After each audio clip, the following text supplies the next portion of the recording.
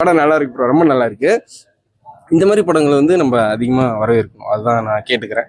இப்போ வர நல்ல படங்கள்லாம் வந்து க்ரௌடே வரமாட்டேங்குது. இப்போ ரீசெண்டாக தாவூத்னு ஒரு படம் வந்துச்சு, அந்த படமும் நல்ல தரமான படம்.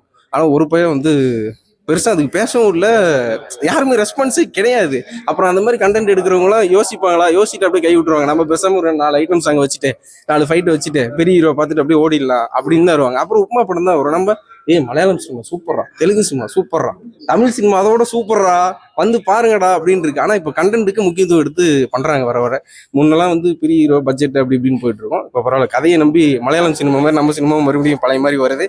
இதே மாதிரி டைரக்டர் வாங்க, தயவு செஞ்சு நீங்க கதையை நம்பி எடுங்க, நாங்க இருக்கோம், நாங்க வந்து சப்போர்ட் பண்ணுவோம். அதுதான் சொல்றேன், அதுக்காக தான் சொல்றேன். அவரோட கண்டென்ட் மேல நம்பிக்கை வச்சு அவர் எடுத்திருக்காரு, அதோட வந்து 100% கொடுத்துருக்காரு. படம் நல்லாவே வந்திருக்கு, ரொம்ப நல்லா வந்திருக்கு. ஆமா ஆமா, முனிஷ்காந்த் நடிச்சிருக்காரு. பட் இருந்தாலும் காளி வெங்கட் பண்ணியிருந்தா நல்லா இருக்கும், அதுதான் என்னோட கருத்து.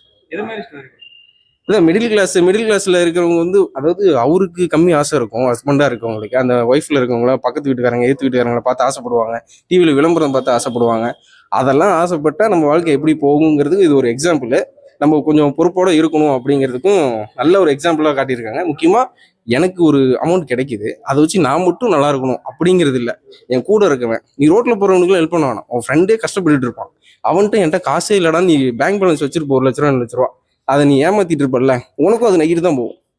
அவனுக்கு கூட இருக்கவனே நீ ஏமாத்தினா கொஞ்சம் கொடு அவன் கஷ்டத்துக்கு அப்படிங்கிற மாதிரி சொல்லியிருக்காங்க.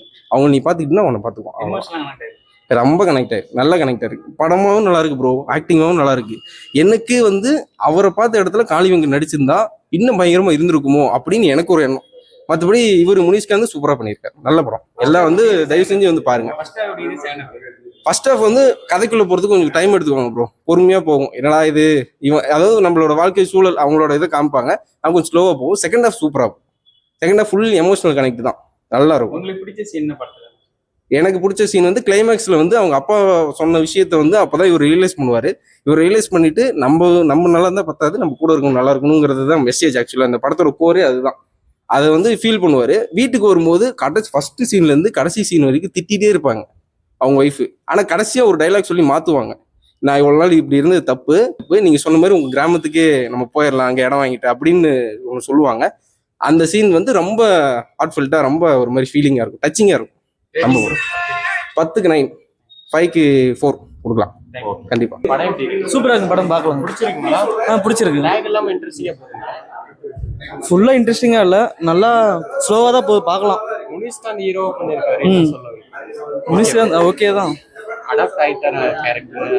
ஆனா ஃபுல்லா செட் ஆகல, நல்லா இருக்கு, பார்க்கலாம். ஃபேமிலிலாம் வந்து என்ஜாய் பண்ணலாம், பார்க்கலாம், ஃபேமிலியோட பார்க்கலாம். நல்லா இருக்குதுங்க. படம் பார்க்கலாம் ஒரு டைம், செக் வச்சு ஏதோ ஒரு கதை. காமெடி ஸ்டோரியா?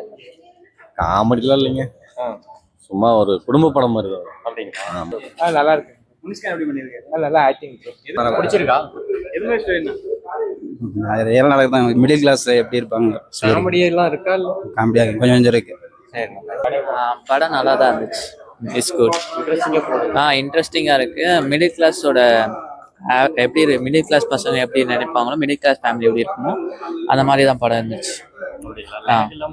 லேக் இல்லாமல் நல்லா இருந்துச்சு, இன்ட்ரெஸ்டிங்காக இருந்துச்சு. காமெடி இருக்கு, கிளைமேக்ஸும் நல்லா தான் இருந்துச்சு. ஃபேமிலியாக வந்து பார்த்தா என்ஜாய் பண்ணலாம். ஆக்டிங் வைஸாக அவர் குட்டாக நல்லாவே நடிச்சிருக்காரு. அந்த கதைக்கு அவர் செட் ஆகிருக்காரு. மியூசிக் ஓகே தான். இந்த கதைக்கு யார் ஹீரோவாக போடணுமோ அந்த கதைக்களத்துக்கு தேவைப்பட்டிருக்கு. கதையும் நல்லா தான் இருக்கு. இந்த காலத்துக்கிட்ட ஏற்ற மாதிரி தான் படம் எடுத்திருக்காங்க. எனக்கு பிடிச்சது கிளைமேக்ஸ் தான்.